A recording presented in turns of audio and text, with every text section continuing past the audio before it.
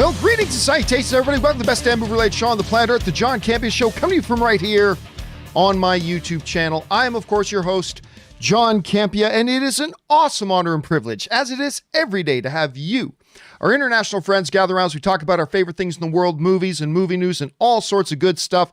And it's good to have you guys here at the beginning of a brand new week. May this week, this Monday, mark the start of a glorious week filled with triumph and victory and all good things for you. And I'm glad you guys are visiting with us today, hanging out here. I had a great weekend. I'm not going to lie, watched a bunch of football this weekend. That's watching a bunch of football for me is always a good time. And it was great, even though my Patriots absolutely completely sucked this year. It was really good watching Tom Brady, the GOAT, doing his thing out there. When I mentioned this on the show the other day, but let me say this again. This is kind of crazy. I know a lot of you guys don't care about sports and all that kind of stuff, and that's fine. No problem. But think about this. You want to know about how big Tom Brady's GOAT status is? The third most wins by any quarterback in the NFL playoffs is a tie between Peyton Manning, who else? Bradshaw and Elway. They each have 14 playoff wins. That's the third most ever. Joe Montana has the second most playoff wins in NFL history with 16. 16 playoff wins for Joe Montana. Tom Brady has double the amount that Joe Montana does. He has now 32 playoff wins after last night's win, which is pretty amazing. It's just stunning. I know you guys don't want me to talk about sports, but man, that's a crazy, crazy number. By the way, special thanks to Dino Vader and Chris Hunt, who sent in super chat badges in the live chat. Appreciate that, guys. Anyway, guys, it's you and me flying solo here today. Robert Meyer Burnett let me know late last night he's got some errands he needs to run today that are unavoidable, so he's not able to be here, but don't worry, he'll be back on tomorrow's show. No problem. And we do have a lot of stuff to talk about here today, guys. We're going to be talking about Spider-Man, first photos from the Spider-Man 3 set. We're going to be talking about the main villain has been cast for Moon Knight. Godzilla versus Kong has moved up 2 months and is now coming earlier than we thought. That and a whole bunch more. So before we get into our main topics here today, guys, let's talk about a little bit of house cleaning here. And we're going to start off by talking about the fact that my new documentary, Movie Trailers, A Love Story, that we worked on for over a year, obviously it's about movie trailers, is now up and online and available to be viewed wherever you live in the world. Doesn't matter what country you live in, you can get it at vimeo.com/ondemand/movie trailers. Or if you happen to live in the US or the UK, you can also have the option of watching it on Amazon if you want. Simply go to Amazon and search for Movie Trailers, A Love Story, and you should be able to find the movie there. And thank you to all of you guys who have already, gone in and watched the film. I deeply, deeply appreciate it. So thank you so much for that, guys. It is truly appreciated. Okay. With that stuff down, let's talk about a couple of off the tops before we get into our main topics here today. And the first one is this. There's a lot of great things about all the MCU films, and every MCU film, even the not so great ones, will have like a really good part in it at some point. Matt Damon's cameo in that one Thor movie where he plays an Asgardian actor playing Loki was absolutely hilarious. And then one of Hemsworth's brothers was playing Thor in the same play. That was great. That was a lot of fun.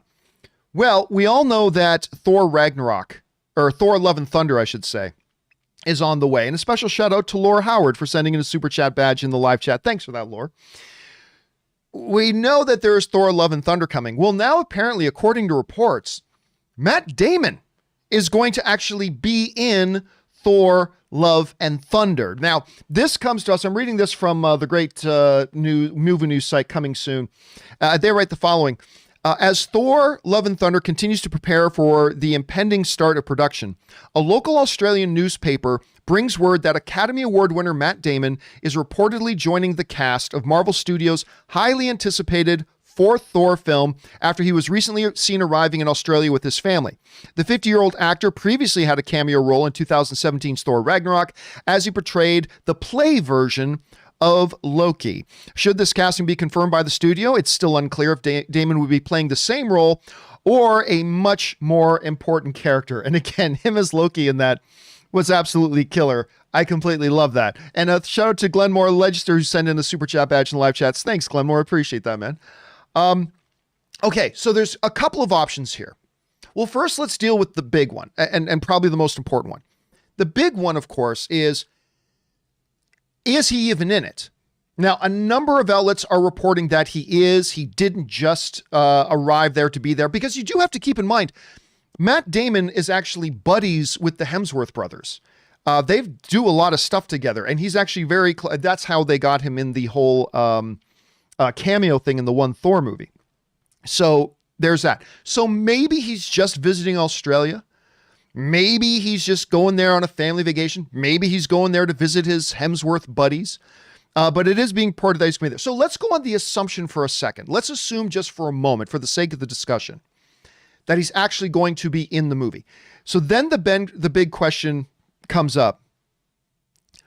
Will it be just another quick little cute cameo, again, like he did in Thor 2, which was absolutely great? Or will it actually be a real role? Will he be playing a different character in a real role? My first gut instinct is that it's just going to be a quick cameo. All right. That's my first reaction, is that this is probably going to be a quick cameo. But I'll tell you the main argument against a quick cameo.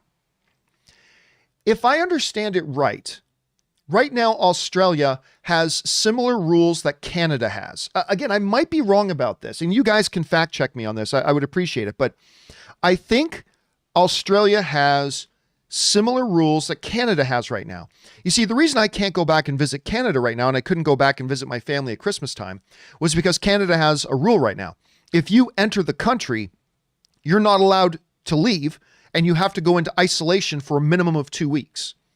And then after your isolation, you're free to leave, or you can go around the country. But when you enter the country, you have to go into isolation. You have to go into lockdown for 2 weeks.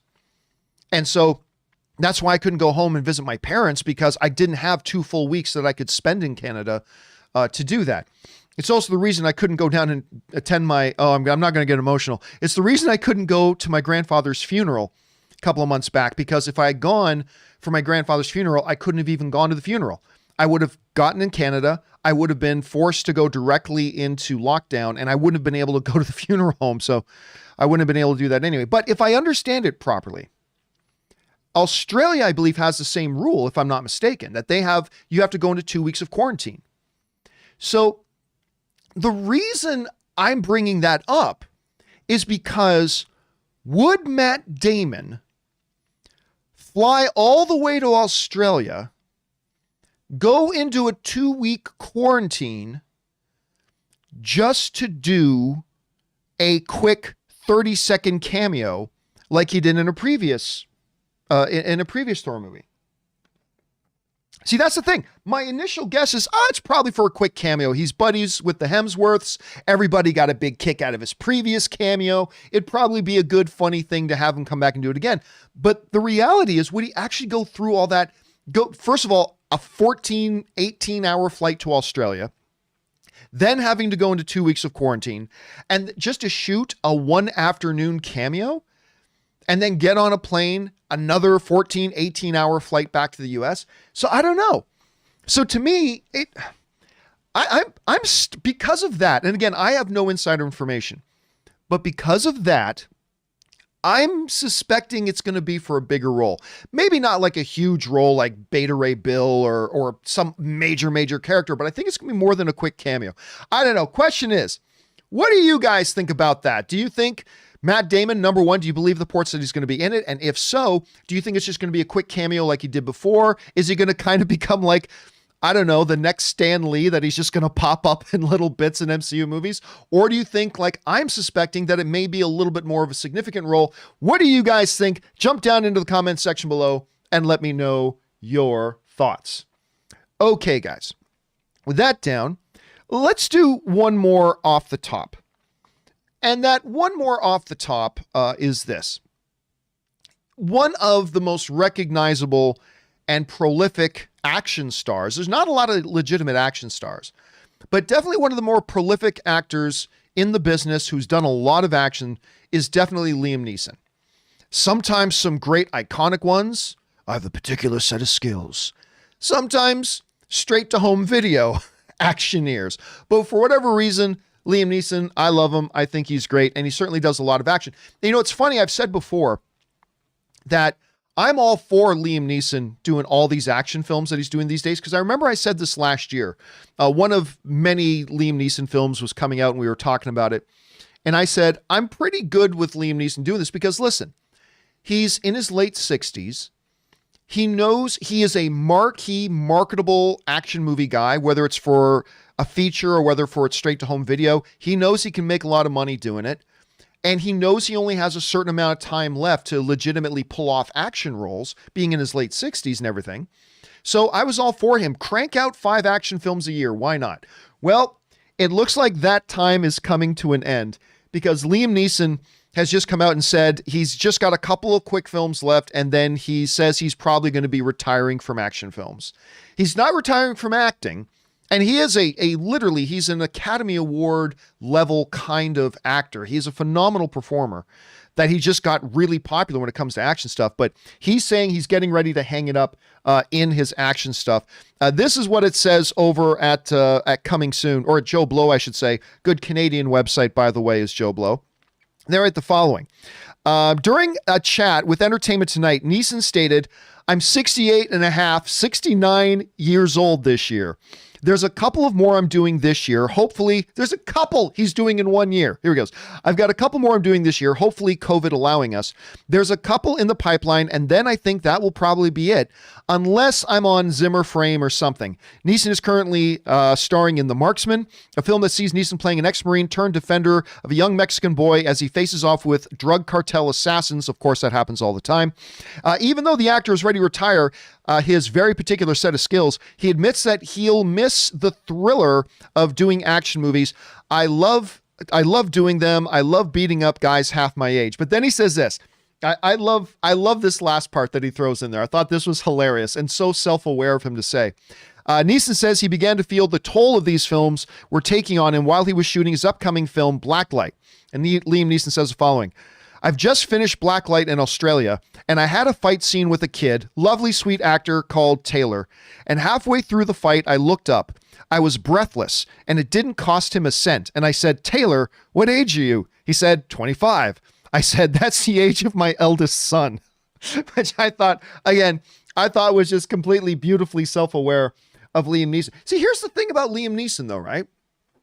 He's not like a couple of other like late 60s or older actors like a Sylvester Stallone or an Arnold Schwarzenegger. Like, he doesn't have this incredible genetics defying bodybuilder physique and all that kind of stuff.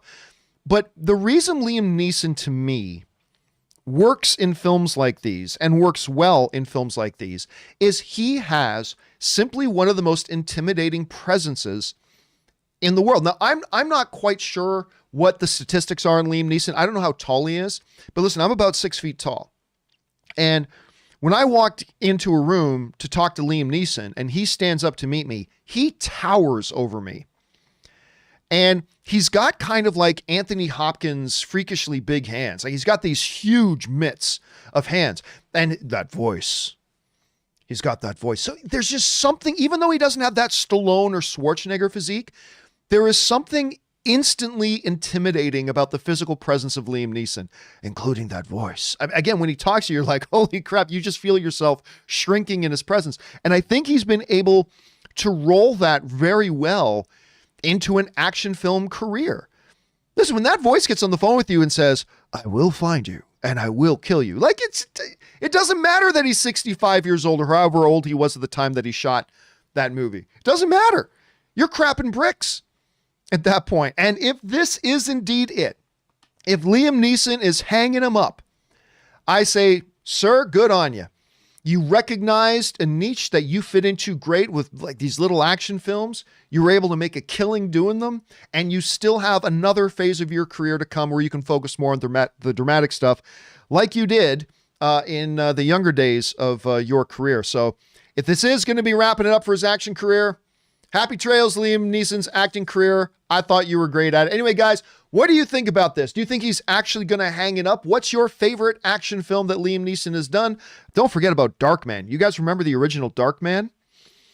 I love the original Darkman. Anyway, jump down into the comment section below and let me know your thoughts. All right, guys. With that out of the way, let's move into our main topic, shall we? And how do we select our main topics here on the John Campea Show? Well, it's really rather simple. You see, you guys come up with them. Whenever you come across a big topic or story that you think we should have as a main issue here on the John Campea Show, simply head over anytime 24/7 to www.thejohncampeashow.com/contact. Once you guys get there, you're going to see a form. Fill it out with your topic or question. It's totally free. Hit submit, and then maybe, just maybe, you might see your submission featured here as a main topic on the John Campea Show. With that down, let's get into main topic number 1, shall we? And our first main topic today gets submitted to us by Val. And Val writes, "Good day, John. Godzilla vs. Kong has moved its release date again, this time up a few months from May to March. Yes, it has. This comes amidst news about an apparent deal between Warner Brothers and Legendary to allow the film to come out both in theaters and on HBO Max. Obviously, this was something WB should have done before announcing the move last year, but better late than never, I guess. Nevertheless, I'm still excited and hopeful for the film and the Monsterverse despite the corporate shenanigans behind the scenes. What are your thoughts?" All right, thanks a lot for sending that in, Val. And yes, it is true. We now have Godzilla vs. Kong has actually moved up in an era where we have been getting so used to movies getting pushed back. And Jonas Tiger in the live chat, I love Rob Roy too. I thought that was great. But anyway, we are getting so used to seeing movies getting pushed back. We're actually seeing a movie getting pushed up, which is kind of different. This comes to us from the folks over at Deadline, who writes, "Warner Brothers, in the wake of making good with Legendary on the simultaneous release of Godzilla vs. Kong in theaters and HBO Max, will be releasing the movie on March 26th instead of May 21st. So that's basically a 2-month move, which is pretty great. It was reported last Friday that Warner Brothers and financier Legendary, which owns a majority of the movie, avoided a legal entanglement over the former's decision to take its entire 2021 slate and throw it day and date on its Frosh streaming service HBO Max. Warner has blocked a $200 million bid by Netflix to acquire the Monster Mash movie." All right, so this takes us into kind of the heart of it. And by the way, special thanks to Chris West, who sends in a super chat badge in the live chat there. Appreciate that, man. This gets us kind of into the heart of it. So if you guys remember, Netflix, I believe, was the one that actually put up an offer to Legendary and HBO for $200 million to acquire the rights. Now, there was no way Warner Brothers was going to go for that. They're not going to let one of their prime jewel movies get moved over to some other streaming network. They weren't going to allow that. But if you're Legendary Pictures and you're the one who put up the vast majority of the money, like 75% of the money that it took to make this movie, you're looking at Netflix, you're looking at HBO and say, okay, that's cool. Yeah, we're going to make more money in theaters. No problem. Good idea, Warner Brothers, says Legendary, because we want to make our money in theaters. Yeah. Turning down that $200 million from Netflix. And then, without consulting Legendary at all, without having one single conversation with the company that actually paid to make this movie, Warner Brothers came out of nowhere and shocked everybody by making a public announcement that they were going to release Godzilla vs. Kong and all their 2021 films onto HBO Max. This obviously left the good folks over at Legendary very pissed off, and legal action was ensuing. Now, we talked a couple of weeks ago about the fact that we had heard that Warner Brothers and Legendary had decided to get together and they were going to negotiate a settlement. They were going to figure this out before it got to court. And the reports that we heard come out, and you guys remember these, the reports that we heard come out was that Basically, Legendary would allow Warner Brothers to release Godzilla vs. Kong on HBO Max and in theaters at the same time in exchange for $250 million. Now, this obviously, since, Legendary paid 75% of Godzilla vs. Kong's production budget, this would represent a big profit for Legendary. It would cost Warner Brothers an awful lot, but it would represent a good profit for Legendary. Well, apparently, it looks like everything's a go. It seems like these deals have been made. Now, it's going to be interesting to see a couple of things. Number one, it's going to be interesting to see what other little things Legendary got out of this. Was all Legendary was worried about was getting their money back and making some money? Maybe. But I have a feeling to get this deal done, and if I'm Legendary and I feel like Warner Brothers, my supposed partner, just tried to stab me in the back, I have a feeling Legendary may want a little bit more out of it. I think they may want a little bit more out of it than just the $250 million. Maybe this will also roll over and roll into what they want for Dune, because let's not forget, Godzilla vs. Kong isn't the only movie that Legendary bankrolled. The other movie that they obviously bankrolled was Dune, that they had high hopes for. And again, they financed it with the explicit understanding that it was going to go to theaters where they can really make some big money. So that's something they're still... So does it include the Dune deal? Are they going to negotiate Dune separately? Who knows? But as of right now, we're getting Godzilla vs. Kong in March. It's moved up a couple of months. You guys know what I think. I still think this whole move by Warner Brothers and HBO Max is a clear sign of complete and utter desperation on their part. It pissed off all their allies in the business. I think it's a bad move. I think they're limiting the income they can get. But on the good side, we're going to get to watch Godzilla vs. Kong in March. So, hey, whatever. It's going to make me happy. And by the way, I should kind of point out that I am not super excited for Godzilla vs. Kong. At least not as excited for a movie called Godzilla vs. Kong as I should be. And the reason I'm not as excited for Godzilla vs. Kong as I should be is the fact that I just didn't think Godzilla King of the Monsters was all that great. I was so excited for Godzilla King of the Monsters. Now, Robert Meyer Burnett loved it, and that's great. I thought it was kind of a poor film with some really good tentpole moments, some really good set pieces, some big monster action, but it was too little, too few. It didn't make up for how bad the rest of the movie was. But anyway, that was just my take. But I'm hoping Godzilla vs. Kong can rectify that and make up for it. Question is, what do you guys think about that? Are you excited about Godzilla vs. Kong moving up? Do you really not care all that much? Are you excited about it? Jump down into the comment section below and let me know your thoughts. All right, guys. With that down, let's move into main topic number 2. And our second main topic today gets submitted to us by Aaron Fitch, who writes, "Hey, John, like you, I am a big Ben Affleck fan. I am a huge Ben Affleck fan, and have been since his earliest movies. I'm also a big DC guy, but I like Marvel stuff too, just not as much. Anyway, wondering if you saw our beloved Batman, and Ben Affleck will always be Batman to me, if you saw our beloved Batman talking about Kevin Feige and calling him the greatest producer that's ever lived. Is that kind of a betrayal of loyal DC movie fans? I'm a bit torn. What do you think?" All right. Thanks a lot for sending that in, man. And yeah, if you guys did not see it, Ben Affleck was being interviewed, and the topic of Kevin Feige and Marvel came up. Now, of course, Ben Affleck is my all-time favorite on-screen Batman. I just thought he just understood parts of Batman that other great iterations of Batman just never quite got. And even though I'm very excited for Matt Reeves's Batman, what I really wanted to see was Ben Affleck directing a Batman movie. But hey, if it can't be him, Matt Reeves is great. So I'm very much looking forward to that. Anyway, Ben Affleck was just recently being interviewed, and he had some really interesting things to say about the MCU, Kevin Feige, and all that kind of stuff. This is what Ben Affleck had to say. He said, "Fucking Kevin Feige is absolutely, you have to say, the greatest producer, most successful producer who's ever lived. He's the only guy in the world who, if he told me, I know what the audience wants, this is what we're doing, I would believe him 100%. That effer knows his audience like no producer ever. He's a genius. Kevin is like a ringmaster at the circus.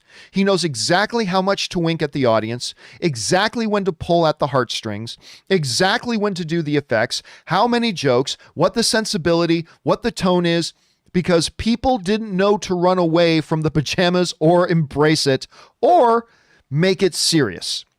This is coming again from DC's Batman. Now, I understand the question in asking, is Ben Affleck, one of the, even though he's not Batman anymore, although he's going to appear in the Flash movie, but he's not really Batman anymore.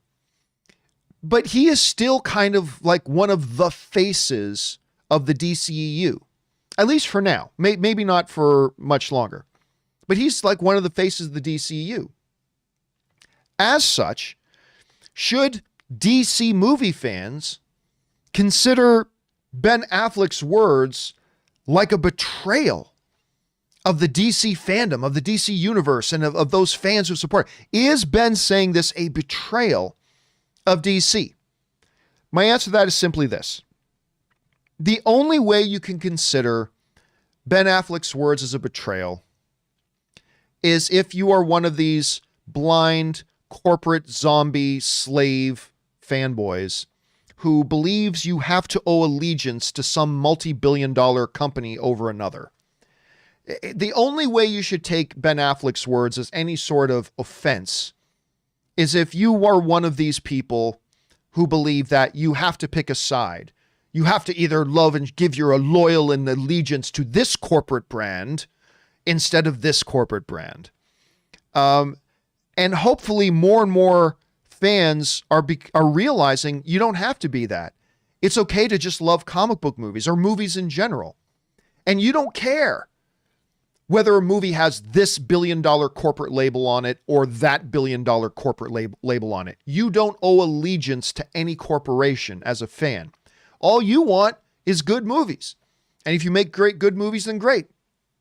And listen, let's not forget that, Superman himself, Henry Cavill, has talked about how much he loves Marvel movies. Kevin Feige has talked about how much he looks forward to watching all the DCU movies. It seems like the only people who don't get that everybody wants everybody to succeed, because the better the comic book movie genre is in general, and the better that audiences respond to them in general, is just good for everybody. It doesn't mean that every comic book movie that comes out will succeed. Absolutely not. It doesn't mean if one bad one comes, it means all the rest of them will fail. Absolutely not. But, there's just no denying is Kevin Feige the greatest producer of all time? No, probably not. But man, if he keeps rolling, I mean, it's going to be hard to produce. Someday Kevin Feige will break away from the MCU. Someday Kevin Feige will move away from the MCU. And when he does, and he starts making award-winning, money-making films that aren't comic book movies, it's going to be hard to deny his greatness. I mean, the one criticism, and Donaldo Martinez sends in a super chat badge in the live chat. Thanks, Donaldo. Right now, the one thing you maybe could kind of level against Kevin Feige right now, maybe, is the fact that the only thing he has done is this MCU sandbox. Okay? That's the one thing you maybe can say. That the only thing he's ever done is this MCU sandbox. I mean, that's been significant at any rate, right? And okay, fine. But even in that one little sandbox, he has made the most box office dominant film franchise. I mean, it's basically his franchise has become the movie industry in many ways. And listen, he's already starting to branch out. As a few people in the chat board here, like Micah Willis and others, a few other people are pointing out that he's already beginning to branch out a little bit because he's making a Star Wars movie. Now, you can make an argument that making a Star Wars movie is still a little bit in that same sandbox. Okay, maybe that's a little bit, but listen. Right now, Kevin Feige is making big hit films that audiences love, makes tons of money. He's even had his pictures, his movies being nominated for Academy Awards. But I'm telling you, once he leaves the MCU, and he will someday, maybe not this year, maybe not next year, maybe not in 3 years, but he will leave the MCU at some point and want to evolve. And once he start making other types of movies that get Academy Award nomination, and there's just not going to be anything that we're going to be able to say to deny just how great Kevin Feige really is at this. And again, at the bottom line is Ben Affleck coming out and just acknowledging what is clearly reality. Today, Kevin Feige is steamrolling the producing world like nobody else on the planet. That's just reality. For Ben Affleck to come out and just acknowledge reality, it tells me two things. Number one, he acknowledges the truth and reality. He doesn't live in some fantasy world. But number two, it reemphasizes to me that Ben Affleck is just a big geek nerd at heart, which is one of the reasons why he gets Batman so much. And one of the reasons I desperately want him to come back as Batman and direct a Batman movie. But whatever, I'm just holding on to fantasies there, I suppose. But it just, again, it emphasizes to me what a true fan and geek and nerd Ben Affleck is at his core. And that's always good to see too. Anyway, guys, question is, what do you think about Ben Affleck's comments? Do you think he's right? Do you think he's wrong? Do you think it was inappropriate for him being kind of associated with DC to even make those sorts of comments? I don't, but I don't know. Maybe you disagree. Jump on down to the comment section below and let us know your thoughts. All right, guys. With that down, let's move into main topic number 3. And our third main topic today gets submitted to us by Parker Sheldon. And Parker Sheldon writes, "Hey, John, it has just been recently announced that Ethan Hawke has joined the Disney Plus series Moon Knight." Yep, this came out last week, just after our last John Campea Show of the week last week. "The Hollywood Reporter has said that Hawke is set to play the main villain in the series. However, it's unclear who he'll actually be playing. Ethan Hawke is an interesting choice, but I'm still excited for this nonetheless. What are your thoughts on this? Who do you think Hawke will play? Thanks." All right. Thanks a lot for sending that in, man. And yeah, handsome Hawke. Handsome Hawke. Let me just see if I can bring this up here. I should have brought this up earlier, but I'll bring it up now. Handsome Hawke himself has joined Moon Knight. Now, this is fantastic because, number one, they've already went out and got themselves an absolutely tremendous lead in Oscar Isaac, right? They went out and got a tremendous lead in Oscar Isaac, which is great. Ethan Hawke is, if I'm not mistaken, a not 1, not 2, not 3, but 4-time Academy Award nominated actor. I don't think he's won one yet. Winning an Oscar is very, very hard. But if I'm not mistaken, you know what? Let me go and check here. Hold a second, because I got his IMDb page around here. Let me bring this up. Okay. So Ethan Hawke has been nominated for Boyhood. He was nominated for writing. Sorry, he's been nominated for acting Academy Awards twice. I knew he had 4 Oscar nominations, but 2 of them were for writing. So adapted screenplay for both Before Midnight and Before Sunset, but he's been nominated for Training Day, of course, that he was in with Denzel Washington, and Denzel Washington won the Academy Award for that, but Ethan Hawke was also nominated for that, and of course the nomination he got for Boyhood. The dude is an Oscar caliber performer. He's an Oscar caliber actor, and now he's going to be in Moon Knight. This comes to us from the folks at MovieWeb, who writes, "Marvel's upcoming Moon Knight series on Disney Plus has found its antagonist in Ethan Hawke, as the Hollywood Reporter reports that the award-winning actor has closed a deal to play the show's lead villain. The role marks the first time Hawke has appeared in a comic book adaptation, in addition to his debut in the Marvel Cinematic Universe. He'll be starring opposite Oscar Isaac, who's been cast as Mark Spector, the man who becomes the titular crime fighter." So there it is. And Robert Meyer Burnett somewhere is completely celebrating this news. And of course, why not? Because he loves Moon Knight. Here's one of the interesting things about this. And some people have kind of been bashing on this a little bit because it wasn't too terribly long ago. It wasn't too terribly long ago that Ethan Hawke made some comments. This was a few years ago. Made some comments about comic book movies that a lot of comic book fans didn't really appreciate. I never thought he meant them in any sort of offensive way, but he clearly at some point made it known that his personal opinion of comic books and maybe comic book material wasn't all that great. And that's fine. Everybody's allowed to have whatever opinion he wants. He wasn't taking shots at people directly for liking them or anything, but a lot of people didn't quite like that. And now today now, we've got Handsome Hawke is going to be in a MCU show that a lot of people are excited about in Moon Knight. This to me is perfectly fine. What this tells me is that, now listen, I already see some people in our own chat board getting upset about that Ethan Hawke. Listen, everybody's allowed to have their own opinion of stuff. And Ethan Hawke has worked in this industry his whole life. And, you know, content says, yeah, he didn't really think much of him. But, I mean, what this move tells me, because he's getting tons of work. It's not like Ethan Hawke is hurting for work, right? He's getting a lot of offers to do a lot of things, and he is doing a lot of things. What this tells me is that Ethan Hawke actually sat down and took a real look at the comic book material we've had coming out now. You know, he sees that a Logan movie is getting Academy Award nominations for best screenplays, and deservedly so. He's seeing comic book movies getting nominated for best picture at the Academy Awards. He's watching these movies and he's realizing, you know what? This isn't what it used to be back in the 90s or the 80s or whatever.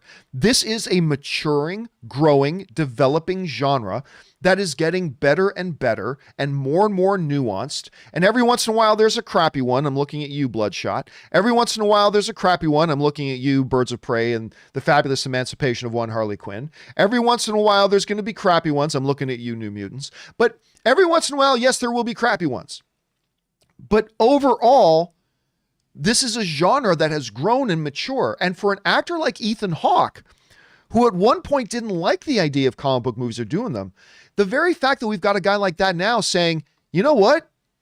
I want to be in one. To me, that says a lot about, number one, the maturation of the genre as a whole, because we continue to see the comic book movie genre continue to mature. But number two, it also speaks to me about the open-mindedness of a guy like Ethan Hawke, who at one point was like, I don't like the idea of comic book movies. He's clearly had an open mind over the last few years, watching them grow and develop and saying, you know what? Yeah, that is something I'd be a part of. When really he could be in anything else that he wanted to be in, and he is. Now, what's he going to do? Who's he going to play? Will Moon Knight pull like a Fantastic Four where they need to get their main villain in the first movie? Will they play like Batman, Christopher Nolan's Batman, where they don't feel like they have to go for the Joker first early, where they go with a main character? Will they not? All that kind of stuff. I don't know. And honestly, I don't really care right now.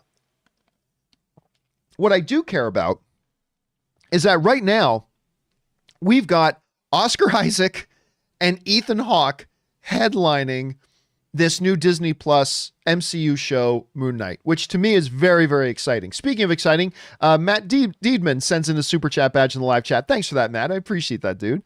So yeah, listen, people changing their mind, people looking at things change and evolve, getting new information, new evidence, and then changing their mind is not being hypocritical. Like saying that I don't like, I don't know, I'm trying to think of something. I don't like seafood, right? I don't like seafood. But then over a couple of years, I get introduced to a couple of dishes I hadn't tried before that I actually think are pretty good and whatever. And then you know, a few years down the line saying, you know what? I don't mind seafood. Is that being hypocritical? No.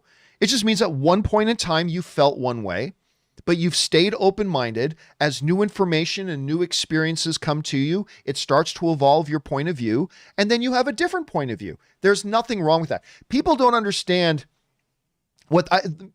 hypocrisy is a word that gets massively misused. Hypocrisy doesn't mean somebody changing their mind. That's not what it means. And I think this is great. I think this speaks well of the comic book genre. I think it speaks well of Ethan Hawke. I'm excited for this. I think this is going to be great. At least we know that, look, the show may be terrible. The show might be absolutely terrible, but at least we know we're going to get some good performances in it. So I'm excited for that. Anyway, question is for you guys. We've now got a Moon Knight show coming that's going to have Oscar Isaac and Ethan Hawke. What do you guys think about that? Maybe you're not, maybe you don't think Ethan Hawke's that good of a director or of a actor. I don't know how, but maybe that's the case. Maybe you're not excited about this. Maybe you are. Jump down into the comments section below and let us know your thoughts. Okay, guys. With that down, let's move on to main topic number 4. And our fourth main topic today gets submitted to us by Jay Rams, who writes, "Hey, John. The highly anticipated Spider-Man 3 has been filming for about 2.5 months now. Over the weekend, we got our first look at the film via set photos, which revealed that at least part of the movie will be set around Christmas time via a donut shop decorations. There was a wall which had posters relating to the snap, but also had an image of Mysterio reading, 'I believe,' and another one saying, 'Citizens to defend Spidey.' What are your thoughts? Thanks." All right. Thanks a lot for sending that in, man. And yeah, we got our first kind of set photos of Spider-Man 3. And they're intriguing. Now, normally these set photos, okay, there's a guy standing there. Yay. But these Spider-Man ones actually give us a little bit of insight into things. And by the way, thanks to Matthew Jacob Meyer for sending in a super chat badge in the live chat saying he's the #1 fan. Thank you, Matthew. I appreciate that, dude. These pictures, though, have been a little bit different. They've actually give us a little bit of insight into at least something about the movie. One of the things, clearly, is that we're going to have a Christmas, at least one scene around Christmas time. We get a little shot of MJ who's working in some kind of donut shop. There's Christmas decorations around, all that kind of good stuff all over the place. And we do get a picture of these billboards. Now, there's a couple of interesting things here I want to point out. First of all, you can see a couple of "I believe," right? Mysterio posters, "I believe." So clearly there's the conspiracy theorists out there that believe Mysterio was actually a hero and all that kind of stuff. So that's there and represented. So that's fine too. On the bottom right, you can see in that red one, "Citizens to defend Spidey." So there are people who believe Spider-Man, and that's all great. But to me, the main point of interest here, at least for myself, the main point of interest for myself here is if you take a look at a bunch of these things around here, don't look at the ones that has Mysterio. Don't look at the ones that have Spider-Man. Look at a lot of the other ones. I think there's something very revealing about Spider-Man 3 in here. Look how many missing children bulletins there are up there. From missing, "We miss our babies," reward, up above the headphones here. Look above these headphones. You see the headline, "Still missing." Now, these could be older references to the snap. Absolutely. Or it could be a little bit of insight into what's going on right now. That may be one of the main kind of underlining themes narratively is that kids are going missing in the city. Young teens, little kids are going missing in the city. Now, again, you could make an argument that these are a result of the snap, but the thing is, we are now a couple of years removed from the snap, right? We're now years removed. And if you've ever lived in a big city and you've seen these sorts of new billboards, new things go up every week, covering up all the old ones, and the old ones get torn down. We are a couple of years removed. So I see some people in the live chat referencing WandaVision for the children. Yes, for the children. So I can't help but wonder, while clearly our attention gets immediately drawn, our eyes get drawn to, "Citizens defend Spidey," picture of Mysterio. I'm thinking there's more insight here in the missing flyers. I think there could be something to do.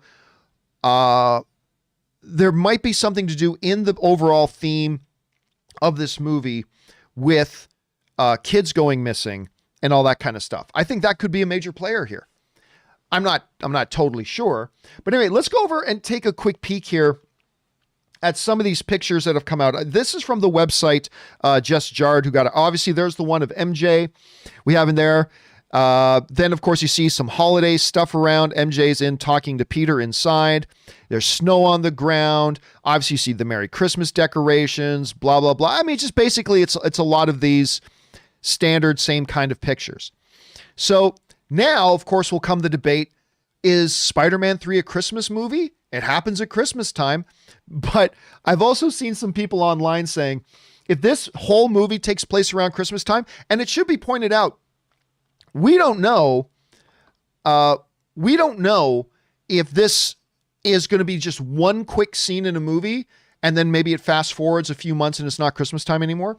But if the whole movie kind of takes place around Christmas time, I'm seeing a lot of people online saying this movie has to be called Spider-Man Home for the Holidays. Because when Home for the Holidays, if this whole movie takes place around Christmas time, would that not be perfect for that? Could be. That could be perfect for it. But I don't know. We'll have to wait and see. But anyway, the intrigue for this movie continues to grow. What direction are they going to go with this thing? How will they what's going to be the underlying theme? How do you go from Spider-Man saving the world, and do you have to have him save another global catastrophe? Or do you do what people like me and Robert have been saying for a while? You got to change gears a little bit. Don't have him constantly trying to save the world. Have him save the neighborhood. Make him the friendly neighborhood Spider-Man again. Bring us back down to that. That could be interesting. Maybe missing kids around, New York City. Maybe that's the exact sort of thing that this thing absolutely needs. Question is, guys, what do you think about these images and pictures? Do you think it gives us any insight? Do you think maybe those pictures of missing children is meant to be something from the snap? Do you think, like I do, that, hey, it's a couple of years have passed. Maybe it can't be the same thing. Maybe it's about new rounds of missing children. Maybe not. I mean, that's up in the air. What do you guys think? Jump down into the comment section below and let me know your thoughts. All right, guys. With all those main topics out of the way, let's now move over and start taking your live comments and questions. And how do you send in a live comment or question to be on the show? It's really rather simple. Go into the description of this video and you will see a tip link and you can just click on it, or you can enter it in manually simply at www.streamelements.com/movieblogtv/tip. You'll be getting your comment or question on the show if it's reasonable, of course. And of course, you'll be supporting this channel at the same time. However, once again, I've been wanting to point this out, guys. We still get a lot of tip questions come in that are listed as anonymous because people forget to put in that top line. See the top line there? Your name. Make sure you put in your name, unless, of course, you want to remain anonymous. It's just that if you guys are going to send in a tip to support the show and a fun question for us to talk about, I want to make sure your name gets a shout out. So please try to remember to fill that out, unless you want to remain anonymous, of course. And listen, before we get to all these great questions, I haven't done this in a while, but I'm gonna plug still. Want to plug my little movie if you guys will indulge me. For those of you who haven't seen, a bunch of you have, but some of you may have not. I'm gonna take just a quick 1.5 minute break here as I plug my movie again. Movie Trailers: A Love Story. For those of you who may not have seen it yet, this is the trailer. How meta is this? This is the trailer for my documentary about trailers. Anyway, here it is. Check it out. I am privileged to say a few words to you in this most modern and novel manner. The movie trailer is now well over 100 years old, most famously with John Miljan in the trailer for Al Jolson's The Jazz Singer. Its role is to convince an audience to come back into the cinema. The trailer is everything to sell the movie. Sell the sizzle, not the steak. We're really feeding into the sizzle in that moment. It's the first look at a new film. We need to be a little more compelling from frame one. A guitar riff, a line of dialogue, something that gets us amped. It's a trick to get people to just tune in for 2 to 5, 10 minutes. When the music is synced to the action that's happening on the screen, when things are cut to the beat. With a cover of a song. This is a trailer moment. It's about what your reaction to the trailer is. Sonic. I'm talking about Sonic here. Trailer debuts on Apple became a huge deal. The internet changed the game for the movie trailer. Oh, this trailer just dropped? Let me see if I like that. Part of the magic is seeing it with other people. Huddled around her phone, it's Robert Downey Jr. He became Tony Stark. Couldn't stop talking about it. Suddenly, every studio wanted their trailer in front of 6,000 people in Hall H. It's an extension of the trailer experience. Good on you. You should probably do this for a career. The music drops and bam, the action hits, and there's Tom Cruise jumping and leaping off of buildings. Baby Driver trailer, for instance. It's like you're watching a mini movie. Beyond the darkness, beyond the human evolution, the wrath of Khan. Star Trek is on the big screen. That trailer for episode 1. It was a cultural event, but you're just experiencing this piece of art. They make you want to fall in love with the movie. Sit with us and feel like its own experience.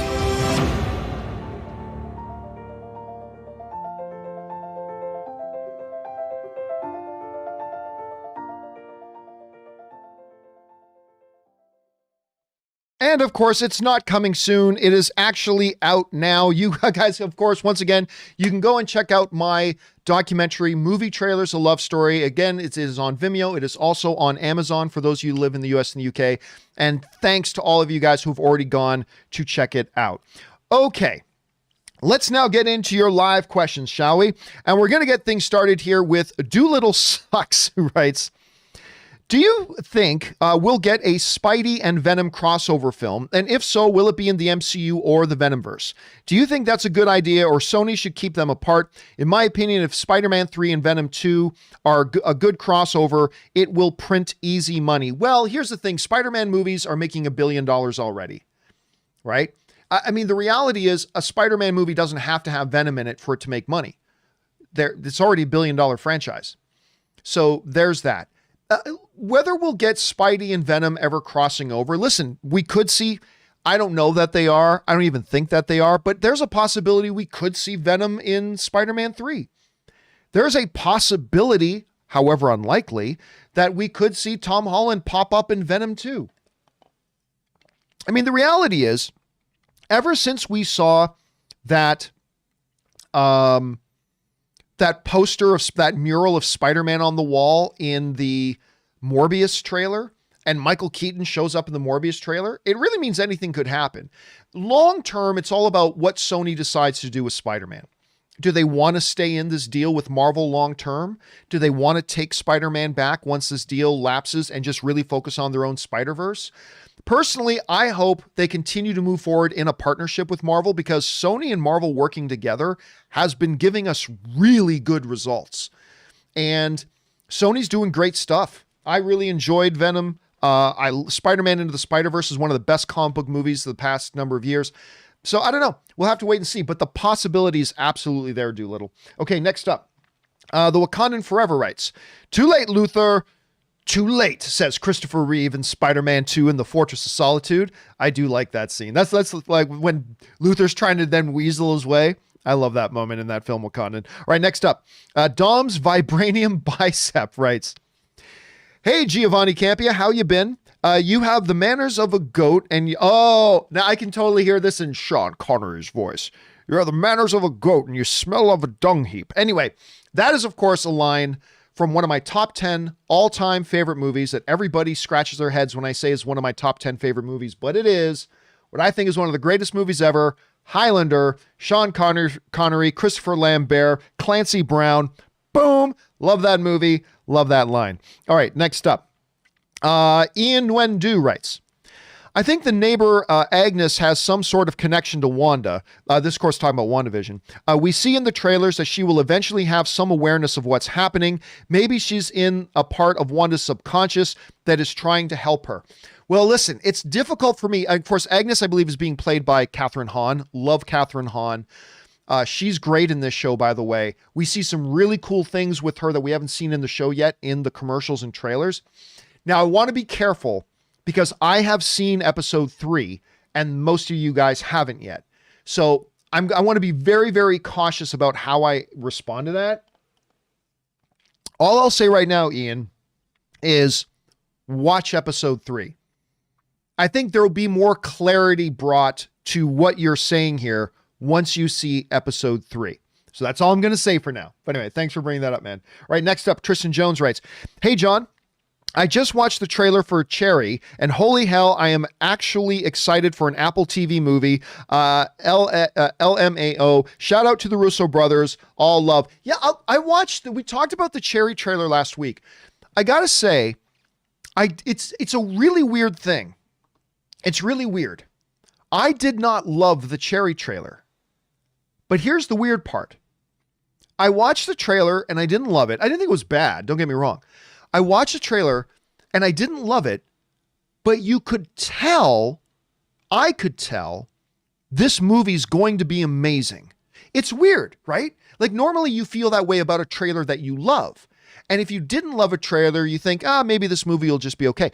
It's weird. I didn't love the trailer for Cherry, and yet I could tell from the trailer that the movie is going to be amazing. It's a really weird dichotomy there. But yeah, Tom Holland, Russo brothers. I'm really hoping to see a Russo brothers movie that they produce or direct that's outside of the MCU that I actually like. So far, it hasn't happened yet. Fingers crossed that it looks like Cherry's going to be that movie. Anyway, all right, let's move on. Next up, was that Tristan? Yes, it was. Jamie E writes, one of two. I forgot to put my name in the Black Widow delay with Disney Plus and the Marvel show before. No problem. Also wanted to know what your best you shows are at the moment. What your best shows to me are at the moment. From the UK, PBS has just launched They're All Creatures Great and Small with Rachel Shelton. Also, new show called Serpent is getting great reviews in the UK. A Bit of Fry and Laurie is from 1987 and found on YouTube. Yeah, that one, I had a few people writing in last week about Fry and Laurie. I haven't watched it, but that does sound fascinating. I'll be honest with you, I don't watch a lot of UK TV. Barely any. Like, I know Killing Eve is BBC America, but I'm going to assume that's a BBC original. I love Killing Eve. And the one with Rob Stark. What's the wrong with Rob Stark again? Where he's the government agent? What's the government agent? Seriously, what's the name of that government agent show again that he's in? I cannot remember. What is the name of that again? If you got Bodyguard, thank you for Omar and Craig and Joke Inc. and all the rest of you guys. Yeah, Bodyguard I really liked. That one was really good. But honestly, and everybody in the live chat knew it was Bodyguard except me. I couldn't remember Bodyguard. Hishmar and Andrew and Coco and everybody. Anyway, but honestly, I mean, listen, I actually don't watch all that much television. I mean, when I list off the shows I do watch, it sounds like I watch a lot of television, but that's really not a lot compared to what a lot of people watch. I spend most of my time like trying to track down and watch new movies and things like that. But I do watch a bunch of TV, but I don't really watch a lot of the UK stuff. Not because I don't like the UK stuff, I just don't get around to it. It's funny, people are still writing in Bodyguard.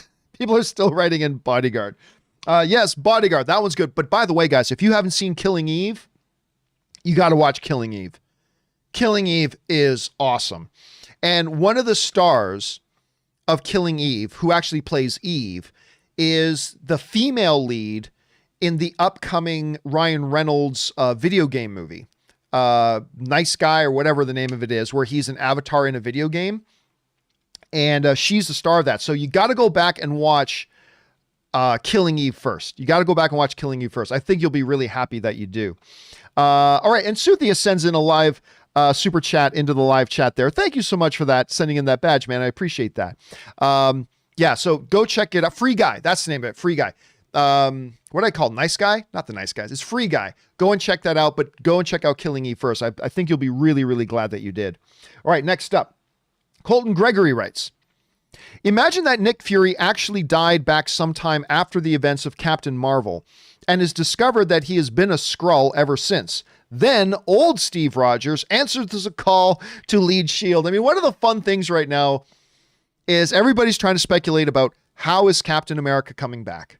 How is Chris Evans coming back? After the way they kind of ended things for him in Endgame, what mechanism are they going to use? What's their motivation for bringing him back? What role will he play moving in there? And that theory, Colton, is as good as any. That theory is absolutely as good as any theory that we've had. So could be. Let's just wait and see. All right, next up. Captain Jim writes, hey, John, best ensemble cast to look forward to has just been announced. I can't name everyone, but it's led by Christian Bale. Oh, this is the new David O. Russell film, and made by David O. Russell. It has no title. Just look it up and saying, yes, this is the one that also has Anya Taylor-Joy. Hold on a second. Let me see if I can pull this up here. It's got a huge cast, including Anya Taylor-Joy, who's of course in Queen's Gambit right now. Let me just see if I can bring it up. Here it is. Okay, so let's bring this up. Look at this cast that's in this, okay?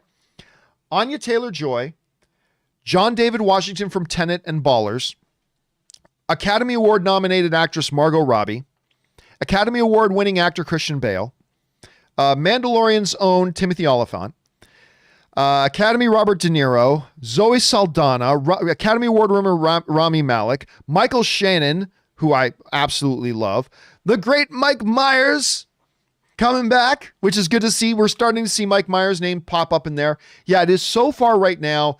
It is a untitled project. I will say, though, that as huge and impressive as that is, let me just bring up this cast list. The most crazy cast list I have seen in a long time is another one called Don't Look Up. Look at this list. Academy Award winner Leonardo DiCaprio. Academy Award winner Jennifer Lawrence. The aforementioned Captain America, Chris Evans. Academy Award nominee and the next Daniel Day-Lewis, Timothy Chalamet. Academy Award winner Kate Blanchett. Academy Award winner Meryl Streep. Academy Award nominee Jonah Hill. Ron Perlman. And then you get a bunch of these other really interesting names in here. Tyler Perry, Matthew Perry, Roman Mitchell. Listen, this. First of all, you have the single greatest actress of all time in Meryl Streep. Aside from Meryl Streep, you have the greatest actress today in the world, Kate Blanchett. You have a multi-nominated Academy Award-winning actress in Jennifer Lawrence. Chris Evans is hot. Timothy Chalamet is going to have like 8 Oscars on his mantle by the time he's done. You got Leonardo. The other one, don't get me wrong, the David O. Russell one looks great. The David O. Russell one looks absolutely fantastic. But this Don't Look Up one, to me, it looks like it is the class of, it's the class one. It's the class. That's the one I'm looking forward to the most, and the one I can absolutely not wait to see. All right, guys, listen. It looks like we're having some buffering issues for the live stream. This is a problem we've been having for the last couple of weeks. We've been looking into it and trying to find a solution, both YouTube and my service provider, Spectrum. And I have the gigabit Spectrum thing, which is infuriating. And so they have been trying to find out and figure out what the problem for this has been. So what we are going to do is we are going to cut today's show short, unfortunately, but it looks like we have to. We're going to cut today's show short. And then what we will do is I will do a companion video a little bit later today, and we'll get all caught up on all of the questions that have been sent in or waiting to be answered. Okay. So we will do a companion video probably a little bit later this afternoon. It's not going to be as late as tonight. I'll do it a little bit later this afternoon, and then we will we'll try to get all the questions answered that I can at that point. I apologize for this. Don't worry, guys, though. I am moving in 11 days. I am moving into a new studio, new house with brand new top-notch internet. I got the highest internet you can possibly get in my area with the gigabit, but Spectrum sucks. What can we say? So anyway, guys, but there will be a companion video up a little bit later today. We'll get through all the questions that you guys have sent in. Anyway, guys, that will do it for me for now. Thanks for being here. Remember, guys, do the 4 main things. Stay smart, stay safe, take care of yourselves, and take care of the people around you. That'll do it for me, guys. Thanks a lot for being here. My name's John Campea, and until next time, my friends, bye-bye.